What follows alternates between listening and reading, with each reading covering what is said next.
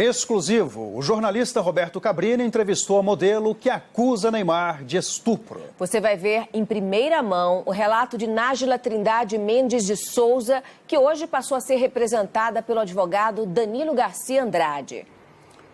O assunto virou manchete em praticamente todo o mundo.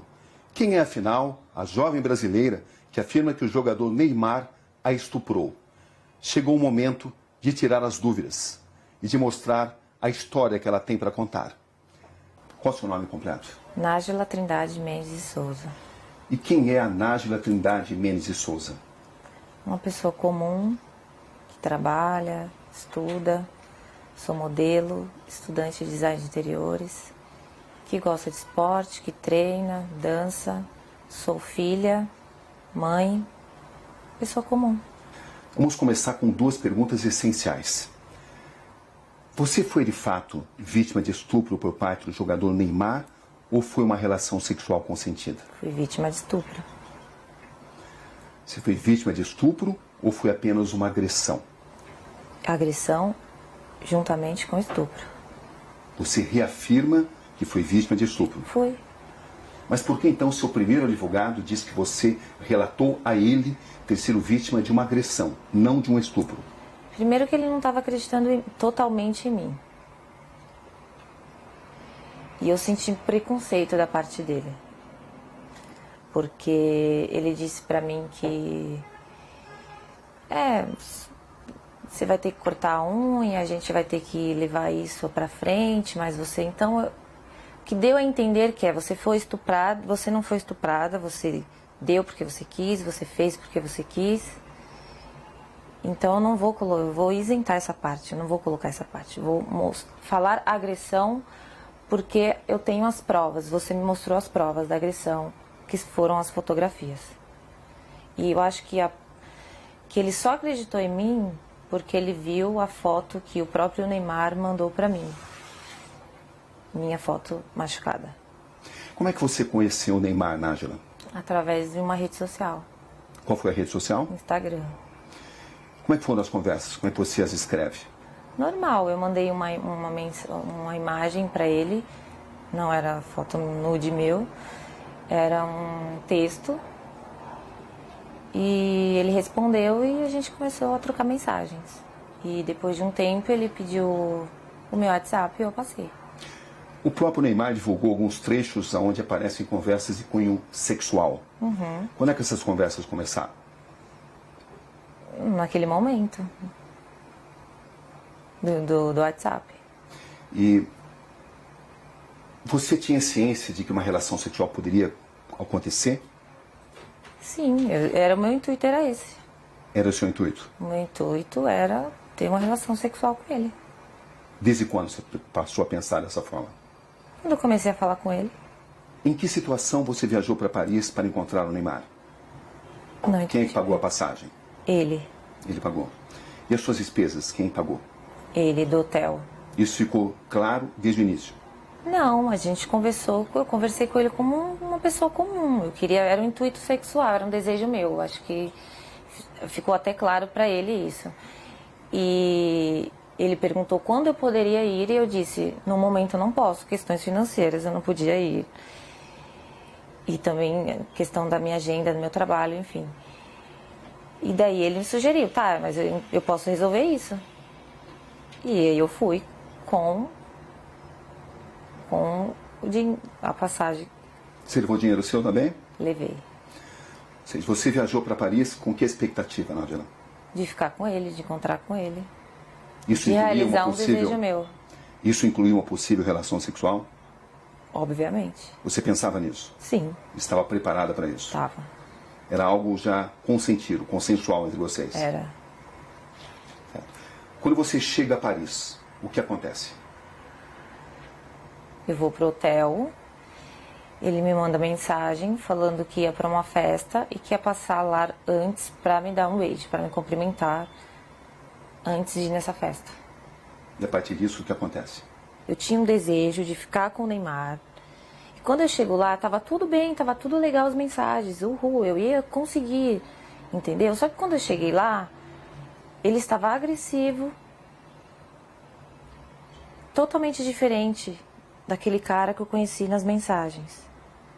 Até aí, tudo bem. Como eu tinha muita vontade de ficar com ele, falei, ok, vou tentar manejar aqui. E a gente começou a trocar carícias, começou a ficar, a se beijar. E daí ele me despiu. Até então foi tudo consensual? Foi. Até aí tudo bem. Sim. Só que depois ele começou a me bater. E eu falei assim, nos primeiros, ok, tava tudo certo. Só que depois começou a me machucar muito. E eu falei, para. Você falou isso de forma clara? Falei, para, está doendo. E ele falou, desculpa, linda. Ok, continuamos. Deitados na cama, rolando e tal. Eu falei, você trouxe preservativo? Porque eu não tenho. E ele disse, não. Eu falei, então não vai acontecer nada além disso. Porque não podemos. Qual foi a resposta dele? Ele não respondeu nada. E a gente continuou. E ele me virou, cometeu o ato, e eu pedi para ele parar. Enquanto ele cometia o ato, ele continuava batendo na minha bunda violentamente. E depois eu girei. Foi tudo muito rápido, questão de segundos, e me retirei. Foi isso que aconteceu. Você está totalmente convencida que conseguiu mostrar a ele que você não queria, não desejava mais a relação sexual? Eu falei, para. Não, para. Eu falei.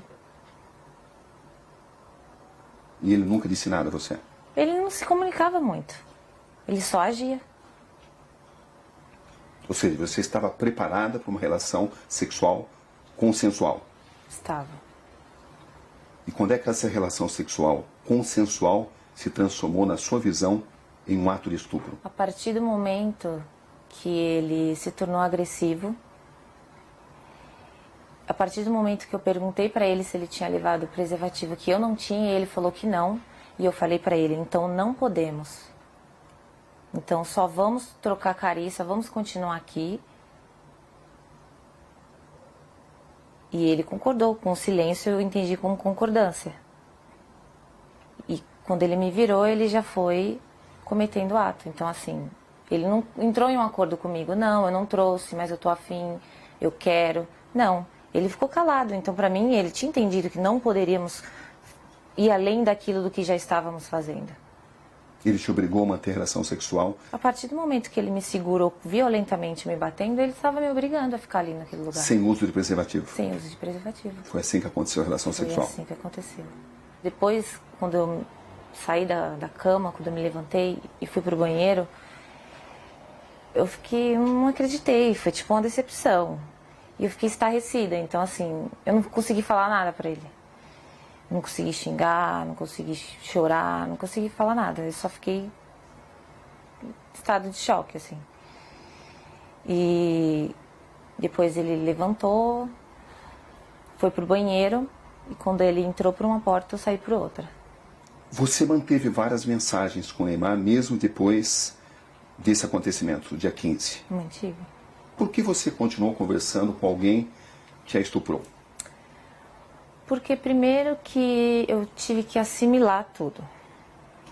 Todo o acontecimento. E quando ele saiu do quarto, e eu comecei a entender tudo o que tinha acontecido comigo, e como ele foi estúpido, como ele foi ruim, como ele me violou e me violentou, eu quis fazer justiça. Porque eu não acho que só porque eu estava afim de ficar com ele, ele tinha o direito de fazer aquilo comigo. Então, no primeiro momento, eu não consegui reagir devido aos traumas. E depois eu sabia que se eu não falasse com ele normalmente, fingindo que eu não tinha entendido o que aconteceu, ele não iria mais falar comigo. Eu não teria como provar o que ele fez comigo. O pai do Neymar relata que sofreu uma tentativa de extorsão. Da minha parte, não. Você ficou sabendo disso? Fiquei. Que os seus primeiros advogados tentaram extorquí-lo. Você ficou sabendo disso? Fiquei. E eu comecei a desconfiar disso no momento que ele não deixava dar queixa. Você foi à polícia contra a vontade dos seus advogados? Fui. Inclusive, porque eu tomei essa decisão, ele decidiu abandonar o caso. Você tinha conhecimento de que tinha sido pedido uma indenização ao Neymar e ao pai dele? Não. Ele falou que ia fazer uma reunião com os advogados dele, que era para falar, levar até eles o que estava acontecendo. Entendeu? Você tinha expectativa de receber uma compensação financeira? Não. Eu quero justiça. Ele me fez muito mal e eu estou muito traumatizada até hoje por isso. O que você espera exatamente desse caso? Eu quero que ele pague pelo que ele fez.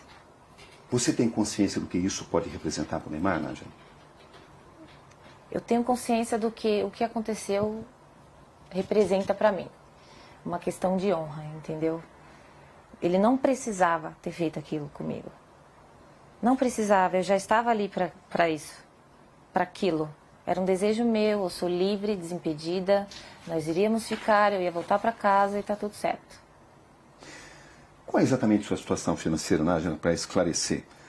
É verdade que você tem uma dívida de 26 mil e está sofrendo uma ação de despejo? A ação de despejo eu não estava sofrendo até o meu nome vir a público. Né? Então, mas eu tinha um acordo sim para fazer, eu deixei acumular, minha única dívida, e do colégio que eu estava estudando, que por motivos pessoais eu tranquei. É verdade que você deve 4 mil reais ao colégio onde você estudava, à faculdade? É verdade. As pessoas têm usado essas informações para alegar que você queria resolver a sua situação financeira. Você tem consciência disso, né? Tem. Eu fiquei sabendo, mas olha... Como é que você reage a isso? Eu acho que teria uma forma mais fácil e mais rápida do que todo esse auê, todo esse escândalo. Eu acho que eu não preciso disso. E até o Neymar para poder conseguir dinheiro. Tem muitos trabalhos, muitas coisas para fazer. Eu não ia me expor dessa forma. Não tem lógica, não tem sentido. Para arrancar dinheiro do Neymar. Desculpa, não preciso disso. E você vai ver novas revelações da entrevista a Roberto Cabrini no Conexão Repórter na próxima segunda-feira.